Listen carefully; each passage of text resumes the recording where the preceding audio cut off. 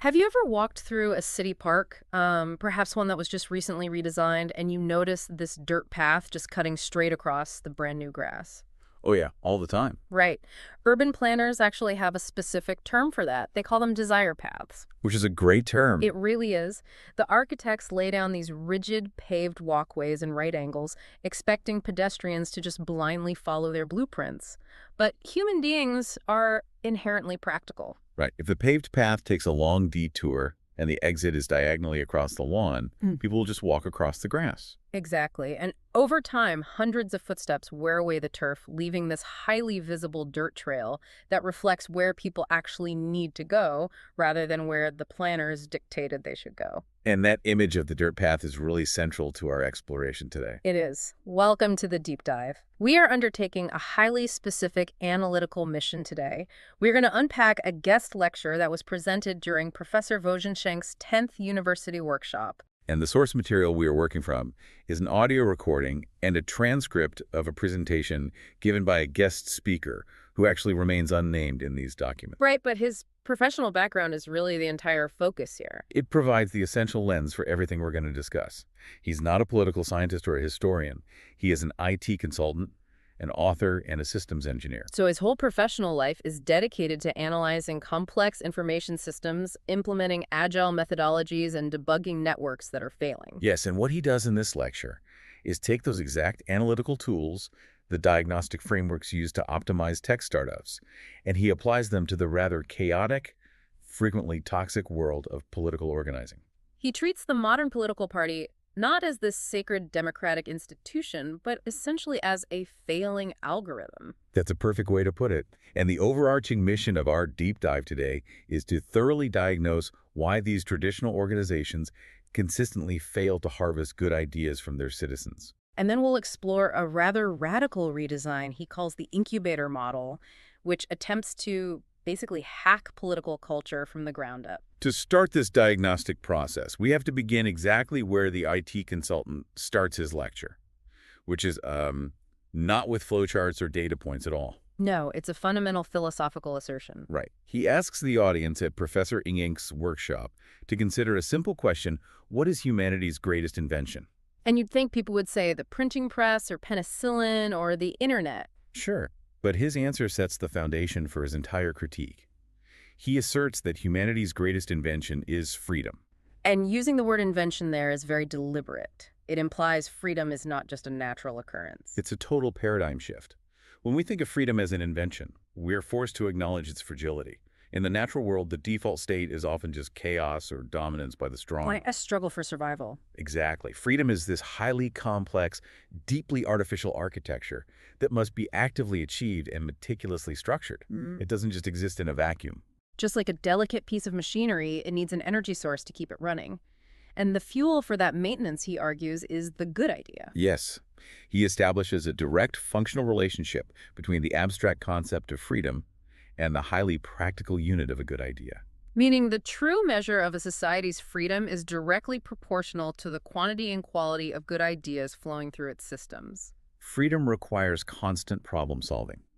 If a society loses the capacity to generate and process good ideas, its freedom actively begins to erode. Which leads to a very stark warning he issues early on. It strips away the romanticism we usually attach to civic organizing. He asks what happens when goodness, meaning well-intentioned constructive ideas, remains disorganized. And his conclusion is pretty chillingly pragmatic. He says when good ideas are not organized, evil or malicious organizations will inevitably win. And we should be careful with the word evil here. Coming from a systems engineer, evil doesn't necessarily mean cartoon villains plotting world domination. Right, often just means entrenched self-serving interests or corrupt bureaucracies, systems designed to extract value from the public. Exactly. His point is a departure from naive idealism. Good intentions, or having the moral high ground, are entirely insufficient on their own. Without a structural framework to nurture those intentions, they are powerless against highly organized entities, even if those entities are pursuing detrimental goals. I think you listening to this can easily reflect on your own experiences here.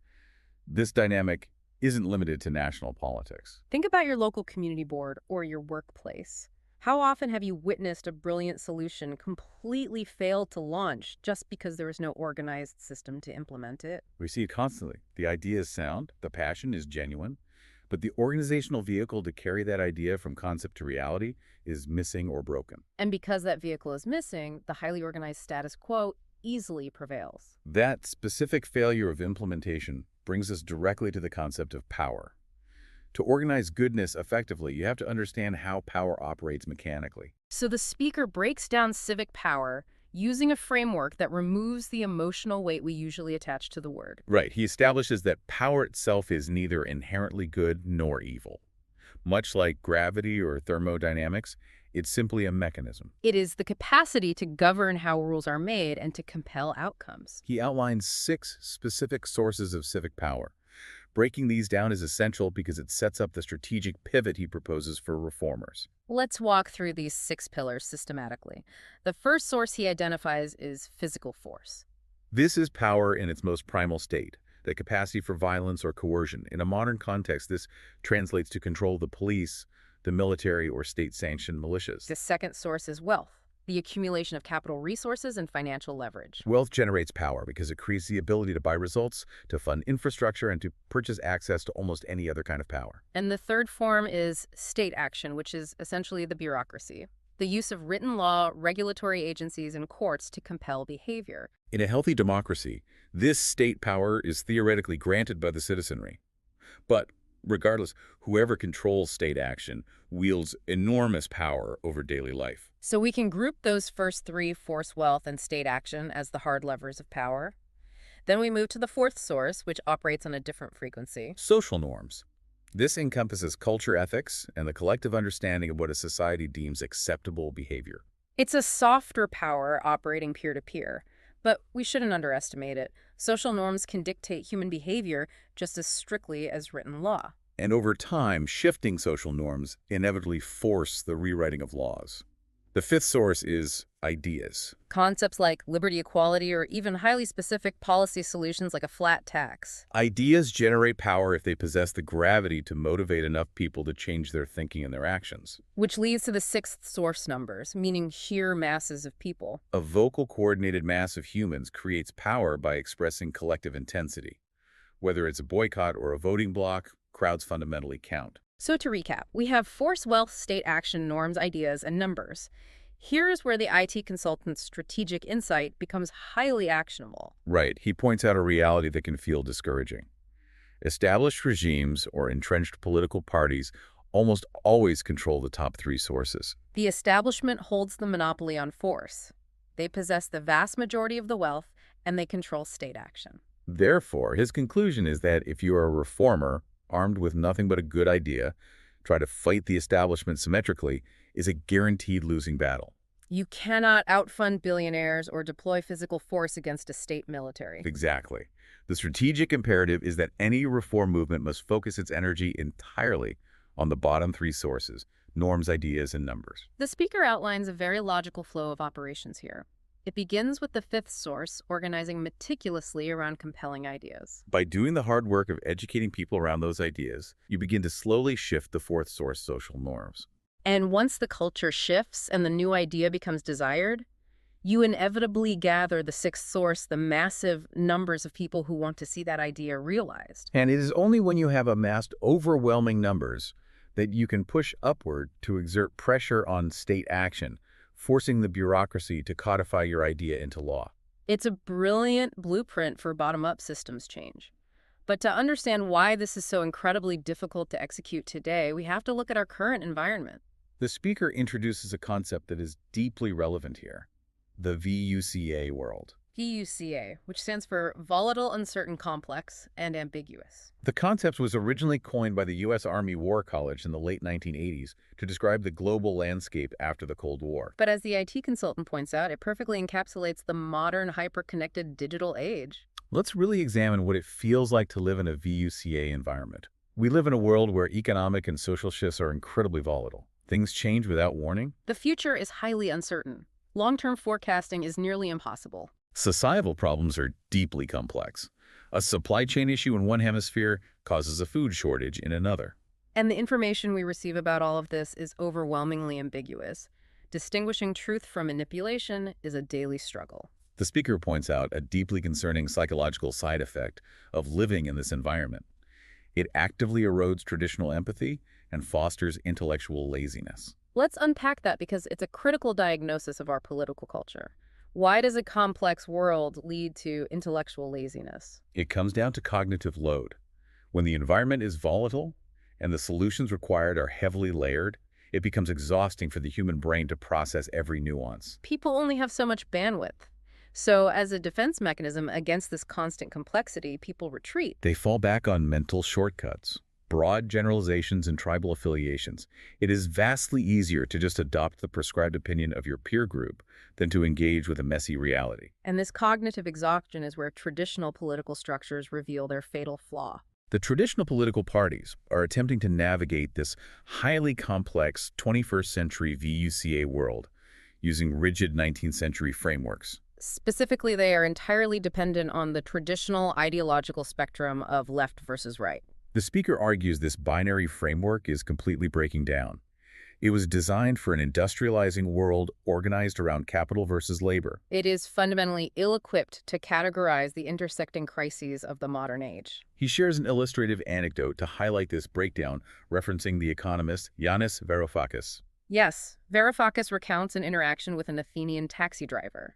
The driver admits he votes for Golden Dawn, which is a far-right ultra-nationalist party in Greece. But in the exact same breath, the driver tells Varoufakis, who is a prominent self-declared Marxist, that he deeply admires him and wishes he were in charge of the economy. To a traditional political scientist, that taxi driver's brain is a paradox. How can someone support an ultra-nationalist platform and a Marxist economist simultaneously? But to the systems engineer, it makes perfect sense. The traditional ideological labels no longer align with the daily practical needs of the voters. People are looking for functional solutions to the complex problems causing them pain. They are increasingly agnostic about whether those solutions fit neatly into a left or right box. But the old parties are still insisting on those boxes. They demand ideological purity in a world that requires pragmatic adaptability. Which brings us back to the imagery we started with. The speaker uses that powerful urban planning analogy. The paths in a park. Imagine a newly built city park. The urban planners representing the traditional entrenched party elites drop their blueprints far away from the actual park. They pave rigid, straight, concrete paths through the grass. These paved paths represent the established left and right doctrines. And they fully expect the citizens to strictly walk on these paved paths, making sharp 90-degree turns when the doctrine dictates. But human behavior is driven by efficiency. If the fastest route is diagonally across the grass, citizens are naturally going to walk straight across the grass, creating that dirt path based on their immediate organic needs. Now, instead of looking at the dirt paths, recognizing the blueprint was wrong, and adapting the planners, meaning the political parties, react with hostility. They get angry that citizens are ruining their beautifully conceptualized grass. They put up "keep off the grass" signs and try to force citizens back onto the outdated concrete paths. And the VUCA world accelerates this disconnect. Because the world is volatile, the needs of the citizens change rapidly. If a new grocery store opens on the north side of the park, a brand new dirt path is instantly needed. But the traditional party is too rigid and too slow.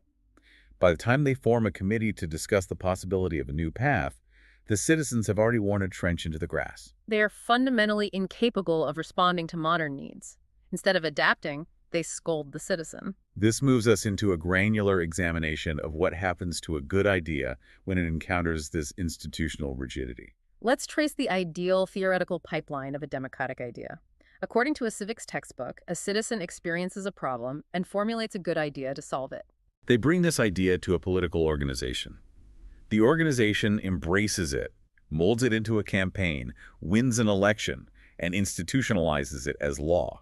That is how the machinery of freedom is supposed to be fueled. But the speaker's diagnosis of reality is entirely different. He describes modern political parties as highly centralized, toxic hierarchies. He notes that the structural DNA of many of these parties is shockingly antiquated. He specifically references Serbian political parties, noting many still operate on statutes drafted back in 1881. 1881. We are trying to navigate artificial intelligence and global supply chain collapses using rulebooks written before the invention of the automobile. They are characterized by central committees at the top dictating absolute dogma downward. He uses a phrase to describe these local territorial committees that is incredibly evocative: party barracks. Party barracks, or pioneer dictatorships. They are not spaces for debate. They are defined by top-down dogma and blind loyalty. The governing principle is co-optation. Co-optation, meaning the central leaders select and elevate local loyalists who will parrot the doctrine rather than elevating the most capable people. It is an internal culture defined entirely by opportunism and internal survival. If you are a local party boss, your primary goal is to please the central leadership. Consequently, this environment becomes what the speaker calls the graveyard of good ideas. Let's return to our citizen with a brilliant, innovative solution. Say, a new way to route municipal waste. They bring it to their local party committee expecting the textbook democratic flow. Instead, they are forced to navigate a labyrinth of petty local hierarchies and fragile egos. The local party boss sees the citizen as a threat. The idea is smothered by bureaucracy because implementing it would require changing the established internal power dynamics. The idea dies in a committee meeting, and the citizen leaves completely disillusioned. And we have to ask, what is the consequence of that clogged pipeline? The pressure builds within the system. Because the institutional doors are locked from the inside, citizens are forced to bypass the political organizations entirely and take their ideas directly to the streets. In the form of protests and demonstrations. Now, the speaker is highly analytical about this. He isn't making a moral judgment against protests. Protests are a vital expression of democratic distress. But from a strict systems engineering perspective, they are wildly inefficient mechanisms for actually passing policy. He observes that launching a street protest requires exhausting what he calls gigawatts of energy. It requires massive amounts of time, money, and physical endurance from thousands of people just to pressure an entrenched institution into considering a change. It is an incredibly inefficient, high-friction workaround. That energy should be spent refining the policy and implementing the solution. Instead, it's squandered screaming outside a government building just to get noticed. So his diagnosis leaves us with a stark picture. A broken system running on 19th century code, a graveyard of good ideas, and an exhausted citizenry forced into the streets to create inefficient dirt paths. This is the pivot point of the lecture. Having diagnosed the disease, the IT consultant proposes a radical structural solution, redesigning the political party from the ground up. He introduces the incubator model. It borrows heavily from the architecture of tech startups and agile business environments. The most fundamental shift in this redesign is the complete abandonment of geographical organizing in favor of goal-oriented organizing. Think about how you join a political party today. You join a local territorial board based purely on your zip code. You are put in a room with 50 people who happen to live near you and expected to debate broad, ambiguous ideological dogmas simply because of a geographical boundary. In the incubator model, geography is rendered entirely irrelevant.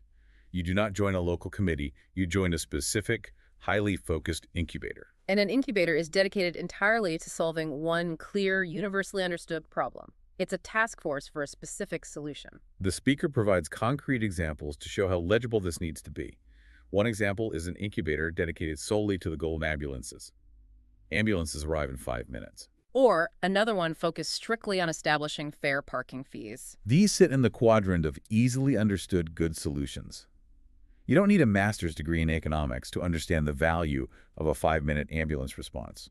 It cuts entirely through the noise of the VUCA world. It doesn't matter if you lean left or right. If your father is having a heart attack, you want the ambulance there in 5 minutes. And the way these incubators function internally is where the systems engineering shines. To solve the ambulance problem, you don't just fill a room with local politicians. You need deep multidisciplinary collaboration, exactly like a startup launching a product. You need a traffic engineer to optimize routing. You need a medical triage expert, a data analyst, someone who studies foreign logistics systems. It gathers a specialized team around a specific problem. But beyond efficiency, the speaker points out that this environment inherently fosters a radically healthier organizational culture. He references the Dilts triangle, a model in organizational psychology that essentially says environment dictates behavior, which dictates capabilities and ultimately identity. If you place people in a toxic, territorially based party barracks, where the goal is pleasing the boss, the environment naturally dictates behavior based on opportunism. But if you take those same citizens and place them in an incubator, focus solely on the measurable goal of solving the ambulance problem, the environment fundamentally changes. You are no longer competing for favor. You are collaborating to save lives. This environment dictates collaborative and constructive behavior. You bypass the toxic opportunism because opportunism doesn't make the ambulance drive faster. The speaker likens the modern political party under this model to a USB port. The party ceases to be a barracks and becomes an open-source ecosystem, providing the legal framework while citizens plug their specific skills directly into the area they are passionate about. This brings up a crucial question about scale. How does the wider political party operate under this redesign? The speaker describes the wider party as a host ecosystem housing and supporting hundreds of these independent incubators working simultaneously. And this ecosystem operates on a rigorous principle called the market of ideas, which relies on strict, transparent internal competition. Inside the structure, you have hundreds of incubators working on everything from ambulances to fair parking to clean water, and they are competing against one another based on objective metrics. It completely removes the subjective, smoke-filled room dynamics. The party administration asks, how much crowdsourced funding have you organically raised? How much genuine public engagement have you generated? Have you produced actionable, legally viable policy outcomes? And crucially, have you maintained a healthy democratic internal culture within your team? This internal competition leads to a mechanism that completely reinvents the electoral process. Think about how a traditional party creates its platform. As an election approaches, leadership retreats behind closed doors, argues over ideology, and drafts a massive manifesto. Then the party boss handpicks loyalists to run as candidates. But under the incubator model, the platform writes itself organically. The party administration simply looks at the metrics from the market of ideas. The top 20 most successful, productive incubators automatically become the official campaign platform. The party goes to the public and says, we aren't offering you vague ideology. We are offering you these 20 specific validated solutions. We know they are popular because thousands of citizens have already invested time and expertise into them. And the absolute genius of this structural hack lies in candidate selection. The leaders of those winning incubators automatically become the party's electoral candidates. It acts as an almost impenetrable filter against grifters and opportunists who thrive in the traditional system. You cannot simply be appointed to a candidacy because you are friends with the boss or gave a viral speech. To get on the ballot, you must have spent months successfully organizing a tangible solution to a real problem. You must have proven your leadership through measurable, real-world outcomes. It guarantees the party campaigns on validated solutions championed by the exact people who have proven their competence in that specific domain. It really is a remarkable journey of thought. Moving from the philosophical heights of human freedom down to the mechanical details of how an organization chooses candidates. We've traced the structural failure of traditional parties, stubbornly forcing citizens onto rigid concrete paths, while the volatile VUCA world demands adaptable dirt paths. We've seen how the party barracks built on 19th century statutes act as a graveyard for good ideas, forcing exhausted citizens into the streets. And we've explored an elegant, startup-inspired solution, abandoning geography, replacing co-optation with a transparent market of ideas. The incubator model offers a blueprint designed not to protect central committees, but to actually harvest and implement good ideas. And the core philosophy here is universally applicable. If you want to harvest good ideas, you must meticulously cultivate the right environment. While this lecture focused on civic organizing, the principles apply far beyond government. Adapting to a VUCA world and utilizing multidisciplinary, goal-oriented incubators apply to corporate environments trying to foster innovation. They apply to local community boards and even to how we manage our own collaborative projects. It challenges all of us to look critically at the institutions we participate in every day. Are these systems designed to maintain the status quo, or are they designed to adapt to the messy, complex reality of the citizens? It's a compelling argument that the mechanisms of power can indeed be hacked, provided we abandon our 19th century habits. It leaves us with a lot to consider about our own agency. If power relies on ideas and numbers and traditional gatekeepers are failing, it forces a shift in how we view our participation. So we want to leave you with a final provocative thought to mull over as you go about your day. Think about the systems, workplaces, or communities you interact with daily. What dirt path are you currently walking on? What efficient, necessary workaround have you naturally created in your own life that the planners haven't noticed yet? And perhaps more importantly, what good idea are you holding on to that is currently just waiting for the right incubator to bring it to life? Thank you for joining us on this deep dive.